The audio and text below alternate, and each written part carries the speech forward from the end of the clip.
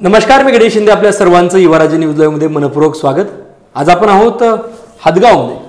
हदगाव नगर परिषदेच्या निवडणुकीच्या संदर्भात सर्वत्र प्रचार यंत्रणा सुरू झालेली आहे. त्यानिमित्तानं आपण या ठिकाणी आहोत. आज आपण एकंदरीत पाहिलं तर हदगावमध्ये तसं पाहायला गेलं तर विकास मात्र कुठेतरी कोसो दूर कुठेतरी लपून बसल्यासारखा दिसतोय. अजिबात विकास दिसत नाही. निवडणुकीच्या काळामध्ये प्रत्येक उमेदवार, नगरसेवकाचा उमेदवार असो किंवा नगराध्यक्षाचा उमेदवार असो, सातत्यानं सांगतो की आम्हाला सत्ता द्या, आम्ही 100% विकास करू. परंतु काय विकास होत नाही आणि काय दिवसांदिवस असंच लुटले जातात, या संदर्भात आपण थेट नगराध्यक्षपदाचे उमेदवार असलेले सीमा बालाजी हडप्पा यांचे प्रतिनिधी म्हणून आणि त्यासोबतच हा चेहरा तर महाराष्ट्रालाच एक वेगळी ओळख निर्माण करून देणारेच आमचे हिंगोलीचे दबंग खासदार योगेश पाटील अष्टीकर साहेब आहेत. आणि साहेब नमस्कार. नमस्कार. नमस्कार साहेब, एकंदरीत पाहायला गेलं तर आपल्या नेतृत्वामध्ये हदगावची या नगर परिषद निवडणूक होत आहे आणि आपण स्वतंत्र उभाटाचा शिवसेनेचा उमेदवार देखील दिला आहे. एकंदरीत आपण फिरत आहात. खूप आता जवळपास 9 वाजलेत. आपण एकदा खासदारकीच्या वेळेस देखील 11 वाजता मुलाखत घेतली होती, तेच उत्साह होता आणि आता देखील बराच उशीर झाला आहे. एकंदरीत लोकांचा हदगावमधून प्रतिसाद कसा मिळतो, काय सांगाल? बघा, आता ही नगर परिषदेची निवडणूक आहे आणि ही निवडणूक म्हणजे सर्वसामान्य कार्यकर्त्याची निवडणूक आहे. बरोबर. त्यामुळं आमचा अतिशय जोमाने जेवढा काय आमच्यामध्ये जोर आहे तेवढा काढून आम्ही आमच्या कार्यकर्त्यासाठी झटत आहे. आजच्या घडीला जर पाहायला गेलं तर हदगाव नगरपालिकेमध्ये आम्ही 20 नगरसेवकासाठी आणि 1 नगराध्यक्षासाठी फॉर्म भरलेला आहे, जे की परिपूर्ण आहे. आणि आमच्या समोर विविध तिन्ही पक्ष पूर्णपणे लढवत आहेत. सगळेच आम्ही रिंगणामध्ये आहोत. पण जर पाहायला गेलं तर काँग्रेसने आणि शिवसेनेने म्हणजे शिवसेना शिंदे गटाने ह्या दोन्ही लोकांनी एक माजी खासदाराच्या सुनेला उभं केलेलं आहे. आणि आम्ही एक सर्वसामान्य कार्यकर्ता जो की सर्वसामान्यातला आहे. अतिशय आम्ही म्हणजे माझे सर्व नगरसेवक आणि नगराध्यक्ष सर्वसामान्यामध्ये मोडले जातात. आमच्याकडे धनदांडगे वगैरे कुणी माणसं नाही आहेत. पण आता आमची लढत 2 खासदाराच्या सुनासोबत आहे आणि सोबत नागेश पाटील खासदार त्यांच्या मागे उभा आहे. असे आमचा हे परिचय आहे. अरे वा, माझी खासदारांनी सुनाना दिली उमेदवारी, परंतु तुम्ही मात्र एक सामान्य कार्यकर्त्याला उमेदवारी दिली. एकंदरीत काय भावना आहे सर तुमची? काय वाटतं साहेबांविषयी, काय वाटतं, कसं वाटतं एकंदरीत परिस्थिती? साहेबांना जे केलं ते गेल्या बारल्या बी त्याने नाही का आमच्या समाजाला दिलं, डबल आमच्या समाजाला दिलं. हे आमची म्हणजे त्याचे उपकार फिटणार नाही आमच्या समाजाला. हे माझी प्रक्रिया. आणि मी सर्वसाधारण माणूस, मला काही हे नाही, शेतकरी माणूस, सर्वसाधारण माणूस आलेला आहो. त्याने मला एवढा मोठा विश्वास दिला, म्हणजे विश्वास टाकला माझ्यावर की मी या शहराचा चेहरा मोहरा बदलून टाकल. फक्त जनता माझ्या पाठीशी आहे आणि जनतेच्या आधी म्हणजे त्याच्या इच्छेप्रमाणेच मी नगराध्यक्ष म्हणजे सहानुभूती आहे त्याची, म्हणूनच नगराध्यक्ष पदासाठी मी आज इथं उभा आहे, माझी मिसेस. आणि या शहराचा चेहरा मोहरा बदलायचं म्हणजे माझं एक स्वप्न आहे. आज नाही का सांगायचं म्हणजे या काँग्रेसची 10 वर्षे सत्ता असून यायला कुठल्याही प्रकारचा विकास केला नाही. खाली गुत्तेदारी, स्वतः त्याची गुत्तेदारी आहे. तर आपल्याला नाही का या नाल्याचा विषय, कोणत्या रोडचा विषय, कोणत्या पाण्याचा विषय, कोणत्या पाईपलाईनचा आहे, कोणत्या लाईटाचा आहे, हे पूर्ण अधिक कचऱ्याचा आहे, लय प्रश्न आहेत. आणि या चेहऱ्याचा म्हणजे हदगावचा काही विकास झाला नाही. खासदार साहेब, एकंदरीत पाहायला गेलं तर हिंगोली विधानसभामध्ये बरेच वेळेस आपल्या हदगावमधून खासदार दिलेत आपण. आणि एकंदरीत सगळं काही असताना बऱ्याच वेळेस सत्ता, मागील आमदाराची सत्ता होती, नगरपालिका त्यांच्याकडेच होती म्हणतात. परंतु एवढा का दुरावस्था झाली हो हदगावची? काय झालं कारण की आता नेमकं आमच्यासारख्याने जर गुत्तेदारी करू लागलो आम्ही, जर आमदार खासदार लोक जर आम्ही गुत्तेदारी करू लागलो तर विकास कुठून होणार आहे? हे अशीच परिस्थिती आमच्या हदगावची आहे. जो बी कोणी इथं म्हणजे ज्यांच्या हाती कधी सत्ता कोणी दिली या नगरपालिकेची, त्यांनी सर्व हमेशा त्याचा गैरफायदा घेतला. त्याचा म्हणजे गुत्तेदारीच त्यांनी केली आणि जनतेच्या पाठीशी कधी कोणी उभं टाकलं नाही. मग ते काँग्रेसचे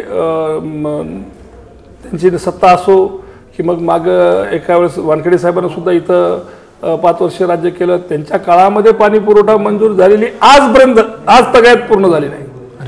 त्यावेळेची पाणी पुरवठा फिल्टरचं पाणी पाजवणार म्हणून दर 5 वर्षाला हे फिल्टरचं पाणी पाजवणार, ती काही फिल्टरची योजना काही मंजूर झाली नाही. यांना जागा भेटत नव्हती तेव्हाच मार्केट कमिटीचा सभापती मी होतो, मी मार्केट कमिटीची जागा त्यांना दिली. पण तरीही अजून त्याचं अर्धसुद्धा काम या शहरामध्ये झालेलं नाही. म्हणजे काय तर ते गुत्तेदार त्यांचाच गुत्तेदार, मग त्याला पैसे देत राहणे आणि फिल्टरचं पाणी यायलंय एवढं सांगणे. अजून काहीही विकास कुठल्याही प्रकारचा आम्हाला, खरं तर मी या शहरामध्ये राहतो आणि खऱ्या अर्थानं हे नगरपालिका वाटतच नाही, ग्रामपंचायतच असल्यासारखी परिस्थिती आहे. एकंदरीत गुत्तेदाराच्या हातात जर सत्ता दिली तर हीच परिस्थिती होणार आहे. नक्कीच साहेब, तुम्ही आपल्या या ठिकाणचं देशामध्ये नेतृत्व करताय. एकंदरीत या भागामध्ये कोणकोणते प्रोजेक्ट आले पाहिजे, कसा कसा विकास झाला पाहिजे आणि कशा प्रकारचा विकास होणं गरजेचं आहे, तुम्हाला काय वाटतंय? बा अगोदर तर सुरुवात अशी आहे की हे नगरपालिका आहे, या नगरपालिकेमध्ये जवळपास आता 23,000 मतदार आहेत. म्हणजे जवळपास 60-70 हजार लोक वस्ती या गावामध्ये राहती. आणि अशा परिस्थितीमध्ये या गावामध्ये अगोदर तर अंडरग्राऊंड ड्रेनेज लाईन असायला पाहिजे, जे की स्वास्थ्यासाठी खूप जरुरी आहे. जे आपल्या स्वास्थ्य जर ठीक राहिलं तर सगळ्या गोष्टी ठीक आहेत. हे मी सांगून सुद्धा, भाषणात बोलून सुद्धा, मागच्या 10 वर्षापासून बोलून सुद्धा कधी इथं सत्तेमध्ये राहिलेल्या माणसाच्या कानावर जू सुद्धा केली नाही. अजून महत्त्वाचा प्रश्न आहे, पाण्याचा प्रश्न महत्त्वाचा आहे. आता 8-8 दिवसाला एकदा पाणी येते, किती म्हणून काय म्हणून सांगायचं. रोड आज झाला की उद्या पाठी त्याचा धुरटा सुरू होतो उडायला. अशी जर परिस्थिती, घनकचऱ्याचं तर यांनी टेंडरवर टेंडर असं करून एवढ्या मोठ्या शहरामध्ये मोठ्या 2-3 गाड्या असतील, घंटा गाड्या. जे काय कचऱ्याचा इतका मोठा प्रश्न आहे आणि तिची विल्हेवाट लावायला सुद्धा कुठं जागा नाही. ह्या लोकांच्या आजूबाजूचे सगळे शेतकरी परेशान आहेत, कुठेही नेऊन टाकायचं, काही म्हणजे आंधळं दळायला आणि कुत्रं पीठ खाऊन चला अशी परिस्थिती आमच्या हातगावची आहे. त्यामुळं आज इथं एक नाही अनेक समस्या आता ज्याच्यावर काम करणं गरजेचं आहे. इथं आत्ता आउटर रिंग रोड गरजेचं आहे. आता ऊसाचा आमचा इकडला बेल्ट आहे, सगळ्या गाड्या ऊसाच्या गावातून जातात, बरेचदा ॲक्सिडेंट होतात, बरेचदा कुणाच्या तरी अंगावर ट्रॅक्टर गेला असते, कुणाच्या तरी अंगावर मोळी पडलेली असते, कुणाच्या तरी याच्यावर काहीतरी अशा घटना घडतात. त्यामुळे याला आता outer road, ring road, underground drainage line, पाण्याची व्यवस्था, घनकचऱ्याची व्यवस्था हे प्रमुख मुद्दे आहेत या नगरपालिकेचे. खरंच प्रमुख मुद्दे देखील इथे कंप्लीट झाले नाही, ती खरंच बेकार अवस्था आहे. त्यासोबतच साहेब, तुमच्या नेतृत्वामध्ये निवडणूक लढवत आहेत, तुम्ही त्यांचं नेतृत्व करत आहात आणि लोकांचा विश्वास, कारण की तुम्ही खासदार म्हणून निवडून आलात, खूप काही बरंच काही आहे. एकंदरीत जर तुमचा नगराध्यक्ष झाले, इथं काय काय विकास काम होतील, काय काय सांगाल जनतेला? 100% आम्ही मूलभूत सुविधा अगोदर बघू, अंडरग्राऊंड ड्रेनेज लाईन बघू, पाण्याची व्यवस्था बघू, रिंग रोडचा विषय लावून धरू. इथं मोठ्या प्रमाणामध्ये आज आमच्या इथे पुष्कळ लोकांच्या नावावर त्यांची घरं झाली नाहीत, जे 50-50 वर्षापासून 40-40 वर्षापासून राहतात, त्याचे रेग्युलायझेशन करणं गरजेचं आहे. इथं घरकुलाचा लाभ त्यांना मिळत नाही. पंतप्रधान आवास योजना ही सेंट्रलची योजना, मी त्याचा खासदार असल्याच्यामुळं मी हे तातडीनं लावून धरणार आहे. आणि आता GR सुद्धा गव्हर्नमेंटने काढलेला आहे की जो जिथं राहतो त्याला रेग्युलायझेशन करून देण्याच्या संदर्भात कलेक्टरला सुद्धा सूचना आहेत.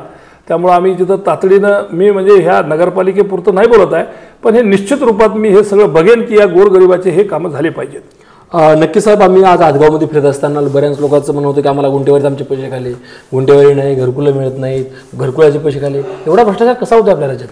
मी सांगायला लागलो ना तुम्हाला की काय एखाद्या गुत्तेदाराच्या हातामध्ये जर सत्ता दिली तर मग ही परिस्थिती उद्भवते, कारण त्याला पैशाशिवाय दुसरं काही दिसतच नाही. गुत्तेदार नेमके कोण? ते सगळेच करतात. आता म्हणजे काय सांगतो, मागच्या वेळेस काँग्रेसची सत्ता होती, त्यांनी गुत्तेदारीच केली. त्याच्या अगोदर वानखेडे साहेबांची सत्ता होती, त्यांनी गुत्तेदारीच केली. आज दुसरं कोण करते? आताचे आमदार गुत्तेदारच आहेत, एक नंबरचे नावाजलेले गुत्तेदार आहेत आमच्या इकडले, या भागातले. कोट्यावधी रुपयाचा विकास करतोय, यात काय सत्य आहे? कुठले मला सांगावे, असं नुसतं हवेत बोलायचं नाही. कोट्यावधीचा विकास म्हणजे नेमका कुठं विकास आहे ते दाखवायला पाहिजे ना. मग आम्ही याला एवढे पैसे आणले तर हे रोड आम्ही चांगला केला, हे आम्ही तेव्हा म्हणजे आज 20 वर्षाच्या खाली नळ योजनेचं आम्ही उद्घाटन केलं, पण ते अजून पूर्ण झालं नाही. दाखवा ना, सांगा ना. घनकचऱ्याची काय हालत आहे सांगा ना. या कचऱ्याची विल्हेवाट तुम्ही कुठं लावता सांगा ना. पाणी तुमचं 8 दिवसाला येते सांगा ना. आणि मग कोट्यावधी रुपये टाकले तर कुठे गेले, नेमकं गेले कुठे?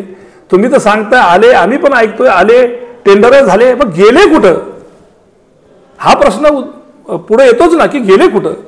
जर हातगाव शहरामध्ये त्यांनी दाखवा की हे एवढे करोड रुपये आम्ही आणले, इथं लावले, हे बघा किती सुंदर काम झाले, दाखवा आम्हाला एखादं 2 कामं, आम्ही पण मान्य करू. बा सत्य हे लपत नसतं.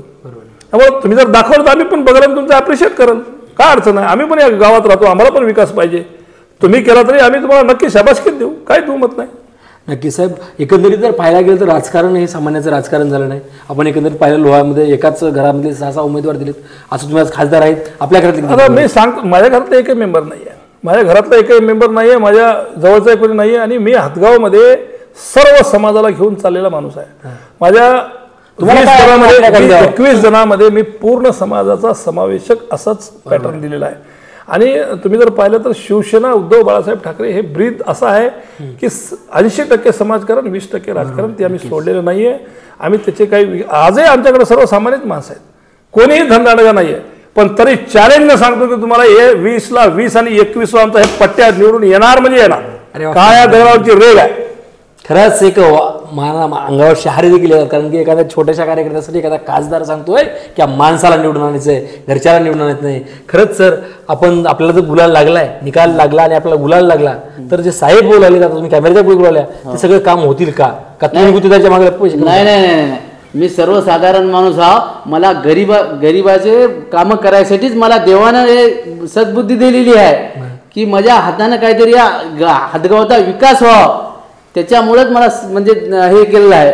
म्हणजे शेतकरी माणूस आहे, शेतकरी माणूस, ते शेतकरी माणूस आहे. याच्या घरामध्ये 2-4 भाऊ यांचे काही व्यापार करतात, काही हे 28 माणसाचा पण असं नाहीये की ते गुजरातीच्या नादी कधीच नाही लागले. आज सर्वसामान्य त्यांचे मोठे बंधू पहिल्यापासून दुधाळ जनावरांचा व्यवसाय करतात. असे सगळे खूप कष्टकरी लोक आहेत आणि कष्टकऱ्याला जाण राहू शकते की या शहरामध्ये कोणत्या कमतरतेची गरज आहे. आम्ही इथं असो नसो म्हणून आम्ही सर्वसामान्याचा माणूस दिला. आणि मला वाटते की याचा मनगट जे आहे ना, असा हात धरायचा आणि हात धरून असं जे कामं करून घेतात ना, हे कोणाच्या हातात मावते. पण आज जर पाहायला गेलं तर एखाद्या खासदाराला माझी नाली खराब झालेली आहे तुम्ही ते सांगा म्हणलं तर ते म्हणाल वोट इथून काय कसला इथं कशाला म्हणेल. त्यामुळं लोकाला सुद्धा असंच गृहीत आहे की सर्वसामान्य माणसातून दिलेला माणूस हा त्याला विकासाची जाण असतोय आणि ते विकास करू शकते. त्यामुळं आम्ही सर्वसामान्यच माणसाला दिलेलं आहे. आणि माझे सर्वच माणसं असे सर्वसामान्य आहेत, कोणी धनदांडगं नाही आहे. पण जरी धनदांडगं नसलं, आजची दुनिया जरी तशी नसली तरी या हदगावमध्ये मला अशी खात्री आहे की लोक याला स्वीकारतील आणि पूर्णच्या पूर्ण माझा पॅनल पूर्ण निवडून येतो. धन्यवाद साहेब. जाता जाता संपूर्ण हदगाववासियांना काय आवाहन कराल, काय सांगाल आमच्या चॅनलच्या माध्यमातून? मी आपल्या माध्यमातून एवढंच सांगेन की जागी व्हा, जागी राहून मतदान करा, कोणाच्या भूलतापाला बळी पडू नका. सगळ्याला संधी देऊन पाहिलेली आहे, फक्त आता आम्हीच संधी घ्यायची राहिलेली आहे. आणि ही जर संधी आपण जर दिलात तर त्या संधीचं चीज करून दाखवीन एवढंच आपल्याला सांगतो. दुसरं काही आगावचं म्हणणार नाही. जनता जनार्दन आहे, सगळं ओळखती आहे, ते करणार नक्की. धन्यवाद सर. सरांची आपण संवाद साधला. सरांनी अनेक विकास कामं करायची देखील सांगितले, कारण की सरांचा एक विषय सांगायचं म्हणजे आज महाराष्ट्रामध्ये आपल्या माणसाला आपल्याच घरचे उमेदवार आपणच पैसा खायचा, आपणच निवडून आणायचा, आपणच कोणीदा खायचा, असं न करता कुठेतरी वेगळं वातावरण ठरले. असं करणं, खासदार साहेबांचा आदर्श घेणं आजच्या राजकारणाला, घराणेशाहीला खरंच एक गरजेचं ठरणार आहे. त्यासोबत आपलेही काही प्रश्न असतील तर नक्की कळवा. धन्यवाद. थँक्यू.